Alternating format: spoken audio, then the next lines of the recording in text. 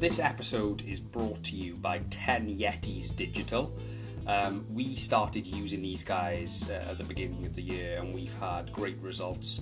They're an online public relations agency that manage influencer marketing campaigns, social media campaigns, design. They do design, and they cover sort of multiple sectors, brands big and small. Highly recommended. That's 10yetis.co.uk. Welcome to the Tech Leaders Podcast Wales Special. It would be very difficult to find a more appropriate guest for this theme than this individual. Carwyn Jones MS, formerly AM, they changed it recently. Carwyn is the ex-First Minister for Wales. Originally from Swansea, grew up in Bridgend, son of two teachers from coal mining stock prior to that. Spent 10 years as a barrister, and then embarked on a career in politics from 1999 onwards, which saw him become the First Minister. We talk about this journey in great detail. It's really, really interesting stuff. We get his thoughts on the current situation around the pandemic, and how that affects us economically. We talk about business, politics, technology. It's a really, really fruitful interview. I really enjoyed this one. It's Carwyn Jones MS.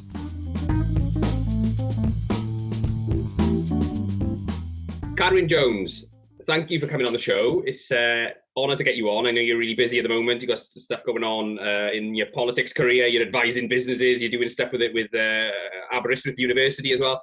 I know you've got a lot on your plate, so I really appreciate it. Let's start then, Carwyn, by maybe giving you, if you could just give a little summary of your career. Well, thanks very much. Well, I'm the son of two teachers. My grandfather's one was an undertaker, one started off underground. Most of the men in my family were underground. And I'm part of the first generation in five, not to have had somebody who worked in the mines. I went to junior school in a village called Bryn Cethyn, which is a few miles out of Bridgend, where my mother taught. Bryn Teg Comprehensive School in Bridgend. Then I went to Aberystwyth University to London to study to become a barrister. Spent 10 years pretty much in practice, mainly in Swansea. And then went into full-time politics in 1999. So I've been 21 years in what started off as the Assembly, what's now the Welsh Parliament. And I'll be leaving it in March. 22 years is long enough. What prompted that decision then? Look, I've always taken the view you shouldn't be in politics, for years and years and years and years. You shouldn't see it as a career. Yeah. And, somebody else deserves a chance as well. And the other thing is, I was First Minister for 9 years. It's accepted custom in politics that once you leave a position of leadership, that you leave the scene at the next election. Otherwise, it makes you look as if you're sort of sitting around keeping an eye on your successor. Ted Heath was a prime example of that. So, you are expected to leave the scene as soon as you can. Was you ever tempted to I don't know if you ever did this, actually. I did read somewhere that you had a close brush with it, but did you ever think about going down the MP route, going down the national politics route? Yeah, before the Assembly was set up in 1995, I threw my name into the ring for Brecon and Radnor and also Ceredigion, but didn't get selected. There were good candidates, good local candidates in place. So yes, but that was before the days of devolution. But when the Assembly was set up in 99, I was lucky enough to be selected to fight Bridgend and won it 5 times since. Yeah, fantastic. And I did read you were, at one point, you were the most senior Labour politician in the country, weren't you? That's what they said. Yeah. Well, I think I was the only one, at the time, I was the only one in office anywhere. Boris Johnson was Mayor of London, you had Alex Salmond in Scotland, and of course David Cameron in London. So yeah, that was true at that time. Yeah. So talk us through the most important milestones in your career. Then there must have been critical moments where which kind of moulded where you were going to go. Well, getting elected first in 99, then Rodri made me Agriculture Secretary in 2000 when I was 33, and then the following year, foot and mouth appeared. So there was I, pretty young, pretty inexperienced, dealing with a major crisis, and it was one of those things, if it had gone the other way, I'd have been finished in politics, my reputation in tatters. So, yeah, got through that, then served in a number of positions in government, and I was lucky enough then to be elected as the leader of Welsh Labour in 2009, became First Minister the following week. I spent 9 years there. Of all the things I've done, there are two things that stand out. One was the 2011 referendum, where people in Wales voted by a substantial majority for the Assembly to have the same lawmaking powers in the areas it was responsible for as Westminster or Edinburgh or Belfast for that matter. And that gave us the chance then to do lots of things such as the Wellbeing of Future Generations Act. But if there's one piece of legislation that I'm proudest of, it's the Human Transplantation Act, because what that did was to change the rules on consent when it came to organ donations. We knew there were lots of people who died and who didn't donate their organs because they never got round to signing a card. So we changed it from a system where people had to opt in to one where people had to opt out. So if people didn't want their organs taken, then obviously that was their right. And it means literally that there are people walking around today alive as a result of that law. And for me, that's you can't ask for more than that. If you're serious about making ordinary people's lives better, which is what politics should be, then that really is the best thing we've done, I think. Yeah, no, that's it's obviously amazing. It must be something you're very proud of being involved in that, I suppose. But so what have you seen in terms of the business landscape in Wales then, Carwyn? How much has it changed in the last 20 years that you've been involved in politics? Well, I think at the very beginning, in the early 2000s, what we saw were a lot of businesses who had come to Wales in the 80s and early 90s on the basis that we were cheap and offered cheap labour. Yeah. They went to Eastern Europe when those countries joined the EU, and they only came to Wales in the first place because they wanted to find the cheapest labour rates they could. Now, to me, that's not a good way to have a sustainable economy. What we have seen, though, is growth in confidence and in our presence across the world. I was hosting an event every year on Capitol Hill in Washington. We were only 300 people there at the last event, talking to businesses, going to see them, talking to Aston Martin, talking to GE, on their own ground, so that they knew that we cared that they were in Wales. And you've got to go out there. Just having an event is not enough. You've got to be constantly working hard in a very competitive world to bring investment into Wales. If there's one thing I think that has changed is I think people are more confident. I think young people particularly are far more confident in terms of setting up a business than my generation ever was. In fact, we were put off it. Quite deliberately, culturally. Why would you do something risky when you can do something far more secure? And ironically, I was self-employed for 10 years. But I do see a younger generation who are far more, it's not the fact they've got more ideas, but they are far more confident in putting those ideas into something worthwhile. They're more dynamic in that sense. And that really is something that I welcome. We've gone from being a country here in Wales that sort of lived their own shadow, weren't really sure we could do anything, as if we were genetically programmed to fail, to moving on from that. Still a lot of work to do, but the very fact that when I left office, we had lower unemployment than England. I had to settle for that when I started because traditionally we were always higher. Yeah, no, absolutely. That's definitely true. But I think it's interesting is that entrepreneurialism has come back into the mainstream. It seemed to disappear for a long time, didn't it? I was interviewing, not just in Wales, I'm talking about across the UK now. What I mean by this is I was interviewing the CTO of Starling Bank, who were actually set up by a lady from Swansea, weren't they? And he's the technology sort of advocate there, and he was saying about how Starling Bank, when they set up, it was them and Monzo, and before they had set up, with an exception of Metro Bank, nobody had set up a bank in the UK for 120 years. So, and what dawned on me was you could replicate this across a lot of different industries. There was a burst of entrepreneurialism in the early 1900s, where late 1800s, loads of businesses got set up.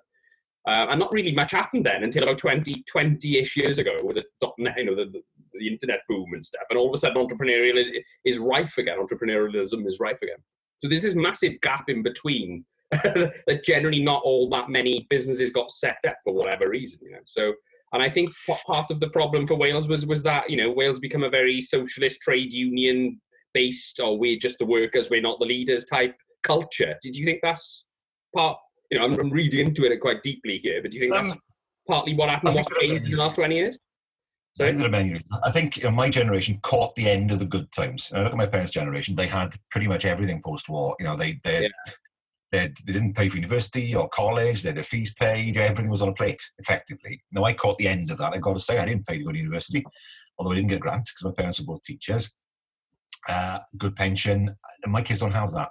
And I think when you're in that situation, you're forced to be more dynamic because your options are far more limited. Now, when I had careers advice in school, I left school in 85, my careers advice was basically this, don't go to business, that's stupid. Do something that is safe. And part of the culture, it's not to do with the political culture, it's more to do with the industrial culture, where so many people came from mining backgrounds and steelmaking backgrounds. What the miners wanted for their kids was a secure job with a good pension and respect. Absolutely. Teaching, nursing was the old joke. So there was a real cultural bias against doing something risky.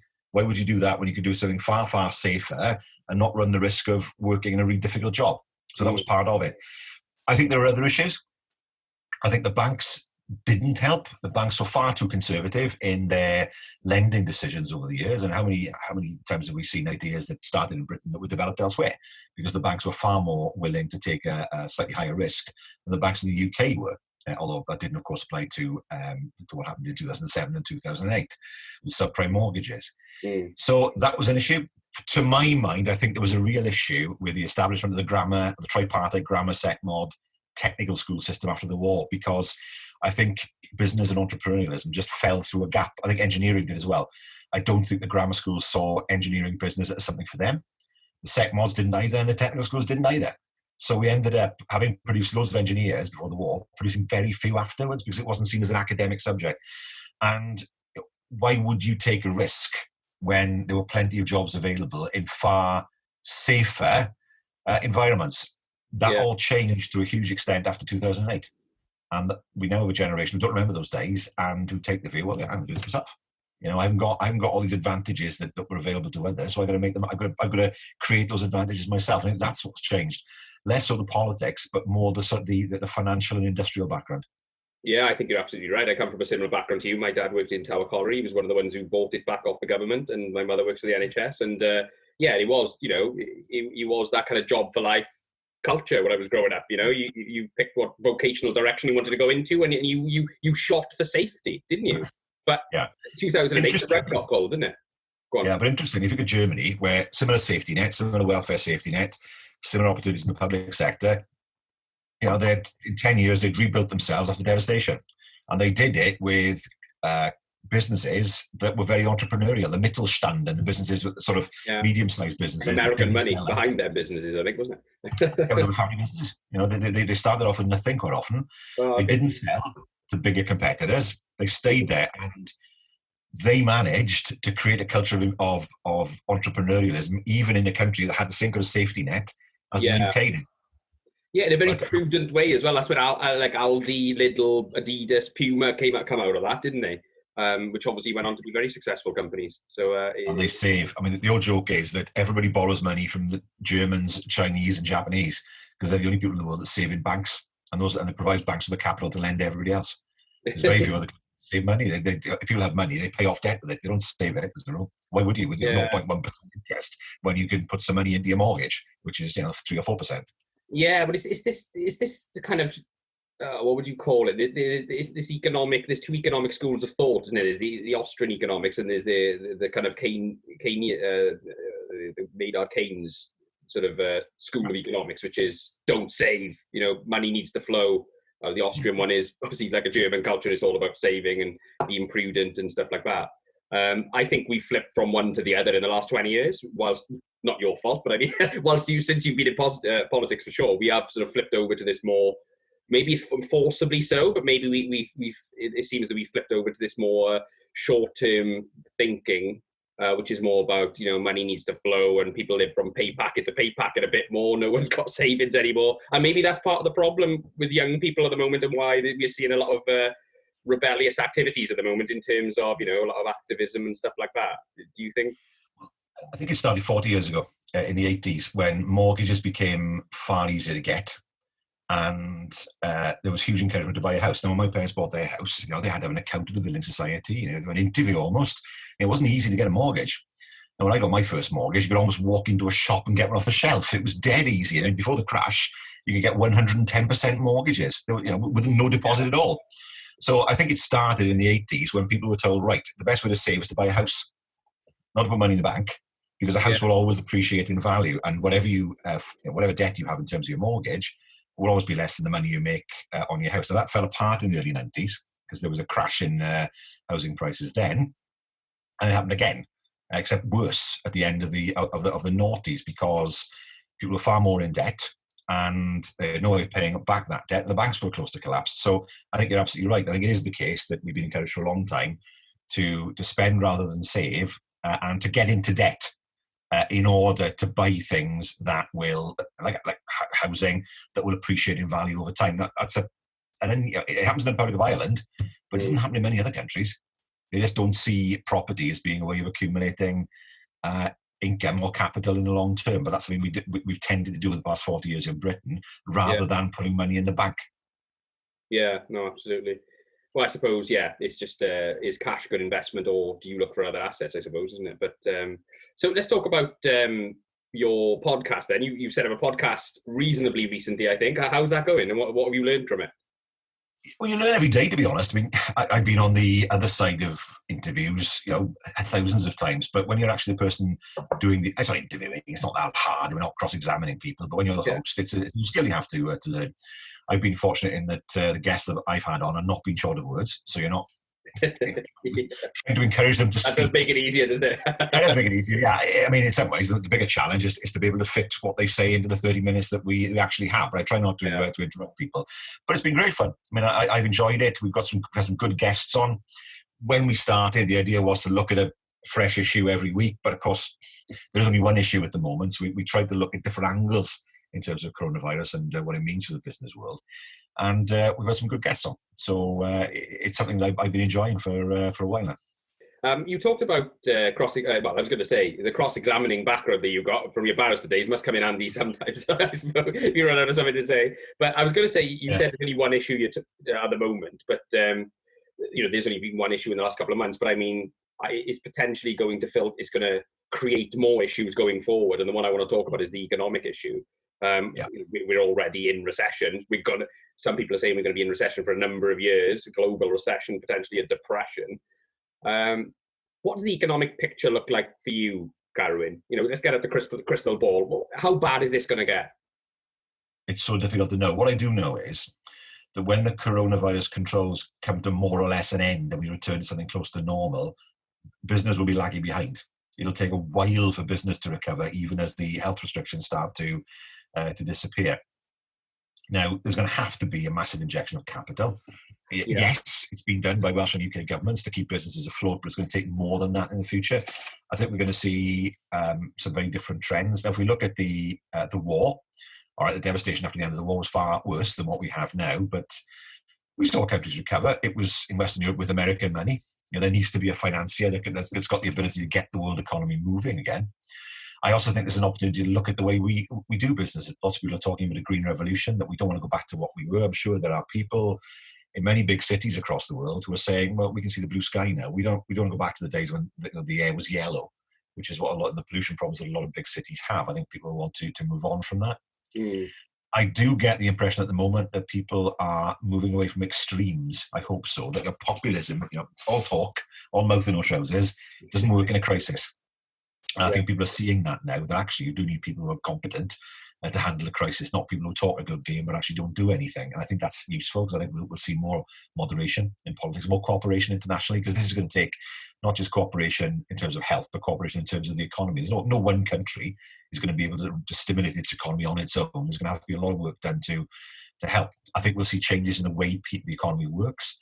Will we see as much retail? So ready flagging, what does this mean for the traditional, we say high street store, but the traditional shop? Will we see, for example, in the clothing industry, more and more examples as they have in America, where basically they have showrooms, people go in, try clothes, then order them, rather than carrying a huge stock? It reduces costs for the retailer. Will we see businesses saying, well, hang on a second, we have a building in Cardiff, 4 stories, all of staff are there. Actually, we could have 1 story, most people could work at home, and people could come in once a week and we could share space. Why do we spend all that money on a huge building? Why do people need to come in by car, commute? All these things are there now for us. We could reduce pollution, reduce our carbon footprint. We could be just as productive. Why sit in a car for 2 hours when you could be doing something else? And all these things are there for us if we choose to take them. I mean, who knows? We might go back to what we did before. We've got a tendency of doing that as human beings. But I think a lot of businesses will say, well, if I was a business now, I'd be saying, I have all these staff in this building. It's costing me a lot of money. I could say, right, we'll have a smaller building. We'll use it when we need it, because people still need to socialise. You can't have people at home all the time. Yeah, of course. We'll give you all a bit more money to work at home. Now, the only issue that raises is the infrastructure, the broadband infrastructure of the UK, which just isn't good enough to cope with that level of home working in the longer term. So there would need to be substantial investment in proper full fibre broadband, not the sort of strange hybrid that we have now. Yeah, you talked about this before, having a fibre rings around Wales. There was plans to do that, to increase the internet capability for residential, residentially across Wales. What happened with that? How's that going, and where are we at with that? Well, I mean, there was a scheme called Superfast Cymru, which has worked in terms of bringing faster broadband speeds to rural communities, particularly where basically that would not have arrived because there's no market there. Yeah. But the technology that's being used is basically a bit of fibre optic cabling that reaches back into copper. Well, unless we get rid of copper, we're never going to have full fibre. I mean, copper is a radio signal, effectively. The further away it gets from the exchange, the weaker it gets. So that's not going to suit us in the longer term. Does it mean we've got to have full fibre cabling everywhere? No, I think 5G possibly is a way around that. But what I do know is that what we have at the moment was not designed, nor will it be good enough to work in the longer term. But right now, it's not going to work in the longer term. Copper and the 21st century do not mix. And that's going to have to be addressed in the future. The thing is, there's a theme of what you're saying here, Carwyn. I mean, you talk about, the evolution of the high street, for example, and retail, and, the evolution of connectivity and things like that. This situation is just accelerating what was going to happen anyway, surely. Yes. I mean, checks. I can't remember the last time I wrote a check. That said, I can't remember the last time I used cash. Oh, I never carry cash anymore. Any change goes into a box and goes down to Sainsbury's or Tesco at Christmas time and gets turned into money, and you know what? Goes to charity. There's a really good Chinese takeaway right at the bottom of my street, just around the corner anyway, and they only take cash, so I stopped going there because I'm too lazy to go to cash point. This is dying. I mean, in some countries, if you go to Iceland, for example, if you go to Iceland, if you try and use cash in Iceland, people assume that you're on your uppers, that you've got a bank account, that you're basically living on the street because all you can use is cash. Everybody uses a card. Yeah. And I think it's accelerating. People haven't wanted to handle cash. More and more people, I find, that even charities, if you speak to charities now, the street collection model they're developing is not put money in the bucket, but a preset card reader that when you tap your card on it will donate £1, £2 because people don't carry cash. There's no point having a collection on the street anymore because people say, I'd love to give you something, but I want cash. That's accelerated it. Well, what's happened is accelerated it. And the ones who are going to, I know it sounds awful, I mean, but the people who are going to maybe really suffer as a result of this move away from or move towards a cashless society are, like charities, like you said, but also homeless people as well, who kind of, I mean, yeah. They kind of, the flow of cash was crucial to them, I suppose. I suppose it comes back to the question of inequality and solving that problem at source, though, doesn't it? But I mean, people are not on the streets now. We've got to make sure that doesn't happen in the future. Well, I tell you what, Karen, I lived in Toronto in 2005 for nearly a year, and I couldn't believe I'd never seen so many homeless people in my life. And I thought, wow, is this what North America is like? And I came back to the UK, and then within about 3 years, it was just as bad in Cardiff. I couldn't believe it. But I mean, I don't think it's a macro world problem, isn't it? It's a capitalism problem, potentially.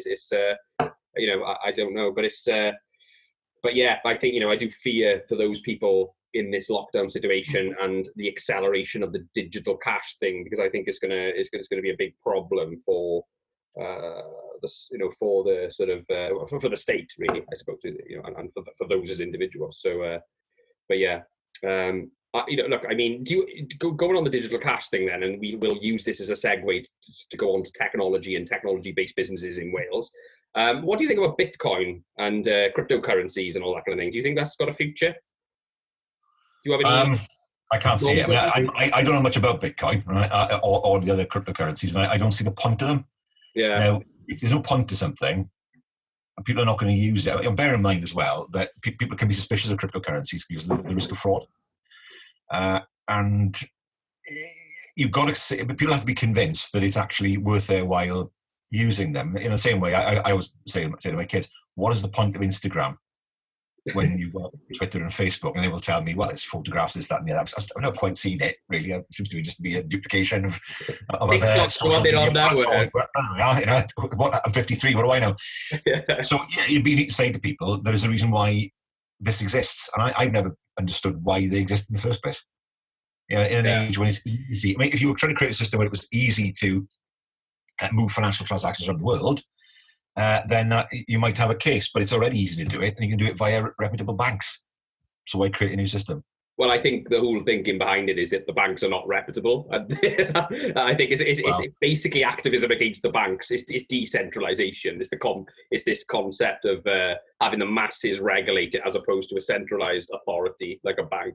But it's a bit like a cult at the moment, isn't it? Yeah, I don't fancy giving my money to what sounds like an anarchist collective, to be honest. At least I know the high street banks are regulated, and I think most people would trust that their cash is safe with them.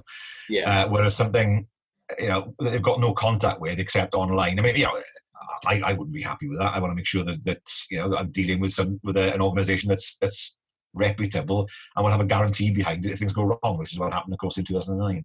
Yeah, of course. No, fair point. So let's move on to tech then. You've recently taken up an advisory role with a very well-known Welsh internet service provider, stroke technology business. How did that come about, and how are you finding it? I was approached. I was approached by an organisation called Boardroom Advisors, who asked me to get in touch with Spectrum Internet. It's worked very well. A learning curve for me, of course, but also what I found, having left government, is that there are many, many people in the private sector who are not familiar with the way government works. It surprised me.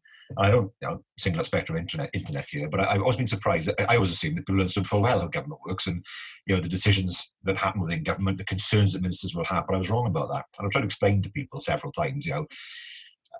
With Spectrum, a lot of my role is looking at how business can be developed, what the opportunities might be in the future, how to raise awareness amongst decision makers. Well, I'm not a lobbyist, and I don't lobby government. It's that kind of thing. I learned more in an hour and a half in Spectrum than I did in 9 years as First Minister when it came to when it came to broadband provision. I think that's hugely important. So that education process is important. So that's my role. As I'm not there to lobby government, I can't do that, but I am there to advise in terms of potential opportunities in the future. Yeah, absolutely. Do you see yourself taking on more of these advisory gigs in the future with technology business or other businesses? Yeah, I mean, look, I'm busy at the moment. I'm still an an MS until March when I leave. I think a while to get used to that one, wouldn't it? I've got my professorship in Aberystwyth, so I do some lecturing there. Yeah. Some business advisory roles, podcasts, some writing. It's a portfolio, I believe is the word. And I want to develop that looking forward beyond March, because I can't claim a pension. I've got to carry on working. So it'd be difficult to see. I mean, there are very few jobs that would attract me in terms of being full-time jobs. So for me, it would be more or less putting a portfolio of different jobs together. What do you think about the tech sector in Wales then? We've seen quite a load of financial technology, fintech companies come to Wales. I think it was spearheaded by the two of the big four, PwC and Deloitte, hired a lot of people in Cardiff, don't they? And there's a bit of a hub around the train station there with a number of fintech companies. What's your forecast for the future of the Welsh tech scene then? There's a lot of talent in Wales, and it's a good place to live, isn't it? Around Cardiff, Swansea, Newport, sort of thing. So what do you think? It's healthy. Looking up? I think it's healthy. I think it's also important that we have the education provision that provides the stream of talent to business. Yeah. I mean, business won't move somewhere because it's a nice place to be. They want to be sure that they can attract the people they need. We do that through universities, through our FE colleges. They've worked very well together to attract fintech, particularly. A lot of work has been done with higher education to make sure that there's a flow of people, so they're not constantly trying to attract people into Wales. And that's worked really well. And once you get a number of businesses of the same kind in one area, they blossom from there, because others will say, well, we can succeed there because they are. And they all understand that you then create a pool of talent that everybody can fish out of. Yeah. So the difficult bit has always been attracting somebody new to Wales. You attract that first person, and then the second, and it becomes progressively easier every time to attract businesses in, because they can see there are others like them who are successful. Absolutely. But you talked about doing this in the past and being on Capitol Hill and stuff like that and selling Wales. Obviously, it's probably a different pitch now to what it was when you were doing it as your job. But if you were doing that now, what would you say to a CEO of a big company in America who is thinking about setting up an operation in the UK? What would you say to differentiate Wales to the rest of the places he could set up, or this company could set up? The first thing is you're there sitting in front of them and you're bothered to actually come and talk to them in person. And a big selling point for Wales is the fact we say, look, if you want to come to Wales, you will be able to meet with government officials. We can work with you. We can take decisions probably more quickly than Whitehall, not recklessly, but more quickly than Whitehall can. Because we're small, that gives us a nimbleness that doesn't necessarily happen in countries where there are bigger governments. And the fact that you're there in the first place is a sign of goodwill on it, but it counts for a lot. Being sitting in front of somebody is always going to be more powerful than being in front of somebody on the screen. Let's face it. The second thing I always say is, I would always try to tailor my approach to the type of business it was. And the second thing you always say is, we have the ability to create a pipeline of talent for you. You don't have to worry about being able to attract people.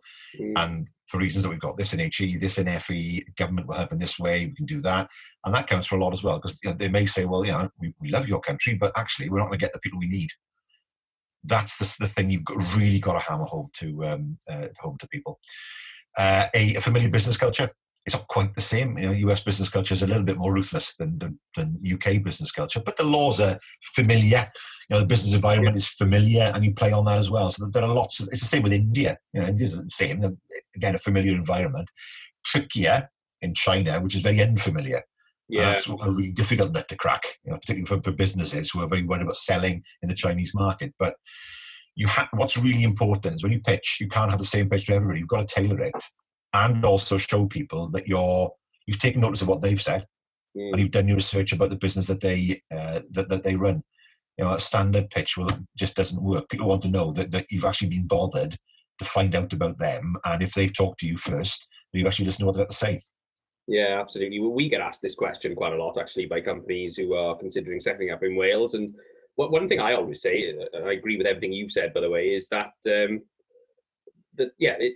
Cardiff, especially, we get asked about Cardiff as a potential place to set up an operation, is that the talent is a great place for young people to move to, because the property prices are still achievable for young people, for millennials, Generation X or Generation Y or whatever.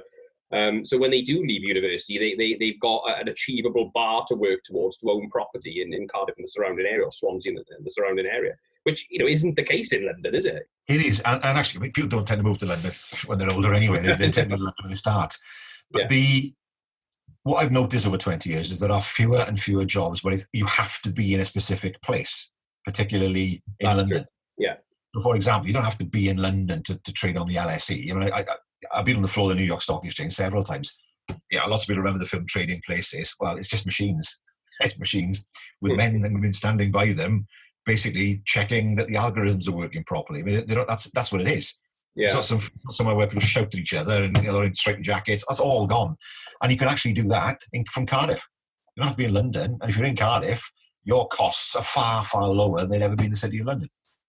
Yeah. And that's a great advantage for us. The physical need to be close to particularly big financial institutions, that's gone. Yeah. You can be anywhere and still be effective. Let's go into that a little bit then, Karen. That's a really interesting point you made there, the physical location thing. I tell you what, a difficult place to be right now is commercial property, isn't it? I mean, companies who are, who've spent lots of money in overheads and stuff like that, and all of a sudden all their staff are working from home, potentially being as productive as they were when they were on site or whatever, and I think a lot of companies will have an exclusively remote working policy from now on, or at least they'll have a split more favourable towards home working than they used to. Do you agree with that? I think it's inevitable, isn't it? I think there are challenges. Do you think that's going to happen? I think there are challenges to the commercial property market. Now, people who I talk to in the market saying, no, it'll be okay. But it just strikes me, first of all, retail is the problem.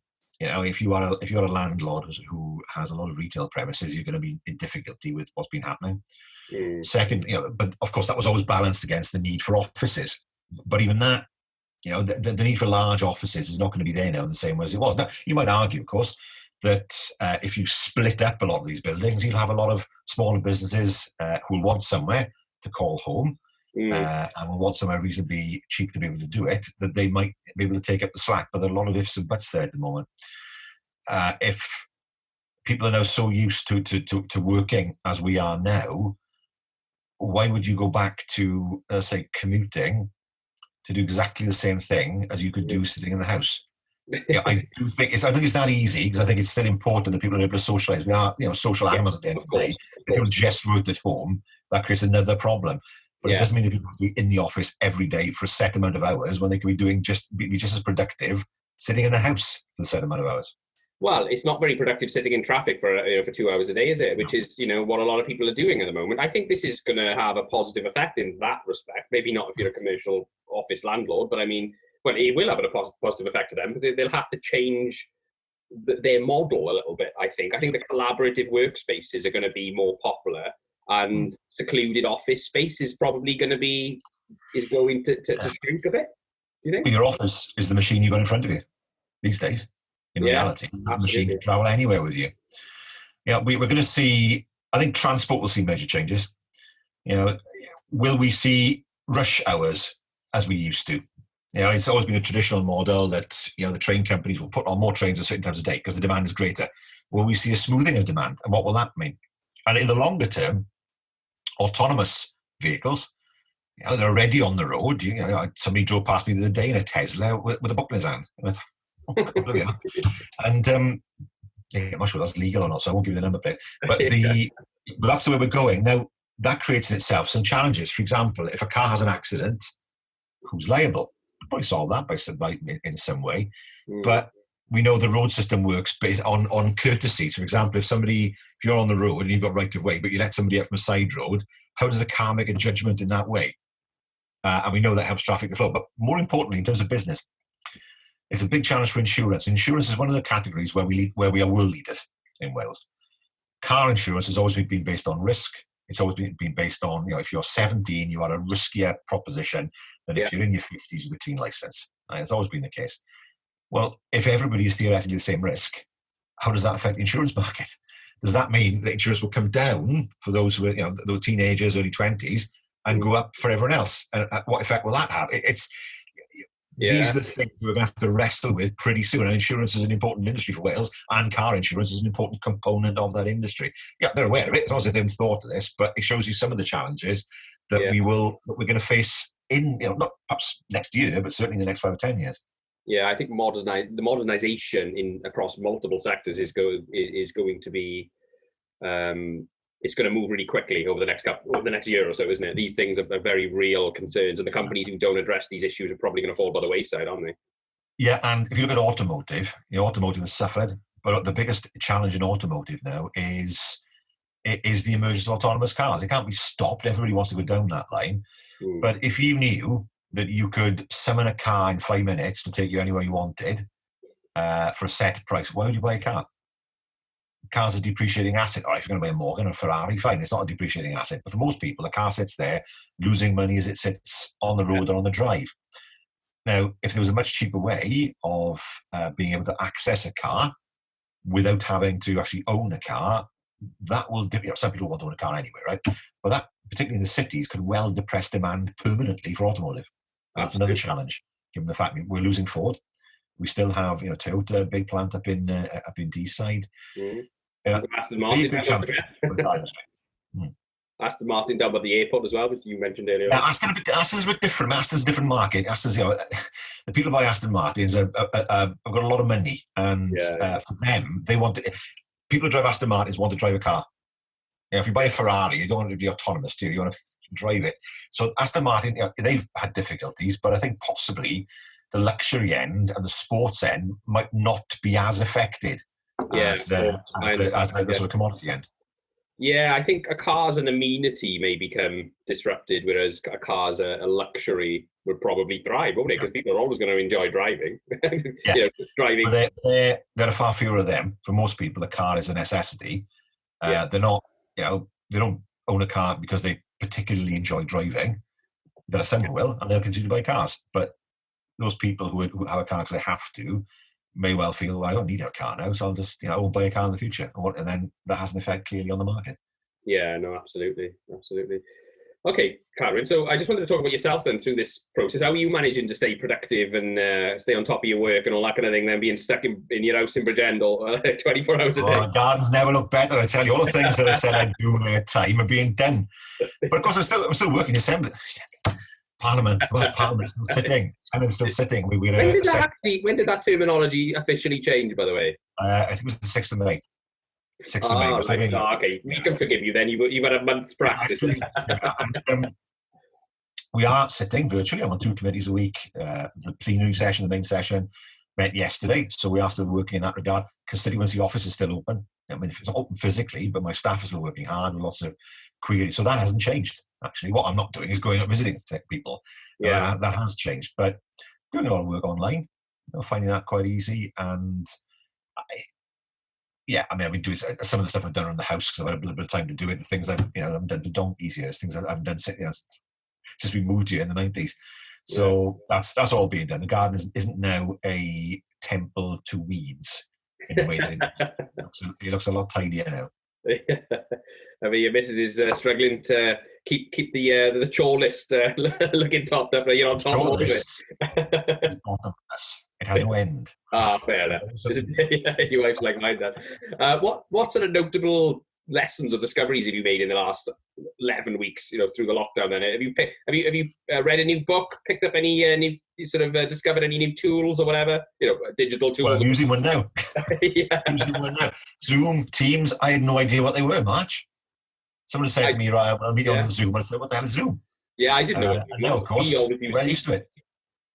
Yeah. But Facebook, FaceTime I used a fair bit of, and Skype, but not this. So this has been a new skill that I've learned. The other thing I have to do is to learn how to use, well, not PowerPoint, it's Keynote on the Mac. I've never used that kind of software, so I've got myself a little course online to learn how to do that properly. The sort of things I never used. I never used Excel. I never used PowerPoint in the past, and I need to really catch up on how they work. No. So things but I read. I might be reading a lot of stuff, a lot of legal books. As part of my background now in the university. Yeah. But otherwise, it's been learning skills like using Zoom. How long do you expect to be in the Welsh Parliament for then? I heard you announced that you're going to be stepping down at some point in the future. Well, when's that? I'll be leaving next year. The election is on, I think it's the first Thursday in May next year, which means that we'll rise, use the terminology, I think it's the 24th of March. Right. And then the current parliament comes to an end, and then there's the election period, and the new one starts. But what happens is that you stop being a member when not when the election happens, but 6 weeks beforehand. So I'll stop at the end of March. Right. So okay. It's time. Someone has to go. You can't be there forever. And I've always said, politics shouldn't be a career, something you do forever and ever and ever and ever till you're 75, 80. Some people take it from you, but that's not for me. You have to have new challenges. And you have to take the experience that you've learned into your new challenges, just as I took my legal experience into politics. But it's time to move on. It's time for someone else to go. Definitely. So, in terms of your legacy, then, what are you going to be remembered? What's your political career going to be remembered by? What are people going to say about Carwyn Jones in years to come? About your well, I mean, that's for other people to judge, I suppose. But I point to the things I did as First Minister. I point to the things I did as a Minister, really. But it's for other people to decide, how it went. Some people will hate every minute of it. Some people will like it every minute of it, and there'll be plenty of others in the middle. That's what politics is. As long as you're not Marmite, as long as you either hated or loved, then you're doing okay in politics. As long as you've got most people on side most of the time, that's all you can possibly hope for. No, absolutely. I wanted to ask you then, so obviously, this is a business show. It's aimed towards technology-based businesses. We've got a lot of business leaders who are listeners and things like that. A lot of them are going through a tough time at the moment, Carwyn. There's a lot of turmoil in lots of different markets. What advice would you give to business leaders right now who are, struggling to balance the books, keep their teams motivated, dealing with this new world? Everything's moving so quickly. What are the important things to focus on for business leadership right now? Hang on in there. I've dealt with crises where it seemed as if there was no end to them. But they do come to an end, and you move on. The second thing to say, and I think this is hugely important, don't think you have to carry the burden all yourself. Men are useless at dealing with mental health issues. And you should not think that you have to be strong for other people and not show your emotions. You shouldn't think you don't need help. You don't need perhaps to talk to somebody. You do. It's not a sign of weakness to take advice. It's not a sign of weakness to seek support from others. That's a sign of strength. That makes you a better person. If you try and carry the burden yourself, eventually it'll just bring you down. So I would say a problem shared is the problem halved. I've always believed that. One of my great failings when I first started as First Minister is I didn't do any of that at all. I took the view I was the First Minister. I am the one that people should look up to. I am the one who's got to carry the burden. And it doesn't work. In the end, it catches up with you. And it is hugely important to breathe, take time, think, talk, listen, and always bear in mind that this current situation won't always be like this. There will come a point, no one knows when, but there will come a point where things improve. And you need to be ready as a person to be able to take advantage of that. And if you've been ground down, you've had no outlet to get your mind into balance, you won't be in a good position, and the best position rather, to get your business back on its feet. Brilliant. So did you have, at that point, did you sort of have a mentor or something when you made that realization, or did you sort No, of... you can't have a mentor as First Minister. That's the thing. But I say it in my book that's coming out in the autumn, that I was one of those people. I was there for other people. I was the strong person behind it all, and in the end, it does begin to scramble your head. It doesn't get easier; it gets more difficult when you're in a job like that. And that's why it is important to be able to sit down and take advice and chat to people who are not dependent on you for support, but who are there to support you. I found it hugely useful. I never thought it was a sign of weakness. Maybe a better person and maybe a better politician, I thought. Brilliant. Well, Carwyn, look, really appreciate your time. Really enjoyed our conversation. We could go on for ages, I'm sure. But thanks for your time, and good luck with everything. And your book's out when, sorry? Well, I was meant to be out last week, but in Hay. But with everything that's going on, we're aiming now probably for around the autumn, ready for Christmas. So I think it's being printed at the moment. Have we got a name for it yet? Yeah, it's called Not Just Politics. It's published by Headline Press in London. And it'll be out, well, we don't know the exact date, but it is there on Amazon, but it's there for pre-order. So it's being printed at the moment, so that we'll have some hard copies soon. But the problem has been that the plan was to launch it at Hay, and, well, coronavirus got in the way. So we'll have to find the right date now in the autumn. Yeah. It was the book festival in Hay on Wye you're talking about? Right, of course, yeah. Okay, brilliant. Well, we'll have to keep an eye out for that one then. But again, thanks for everything, Carwyn. Appreciate your time. Good luck with everything, and hope the rest of your time in the Welsh Parliament, not Assembly. You hope you enjoy your swan song, and have a good exit and things, and good luck for the rest of your career, okay? Lovely. Thanks very much, Gareth. That's on me. Carwyn, all the best.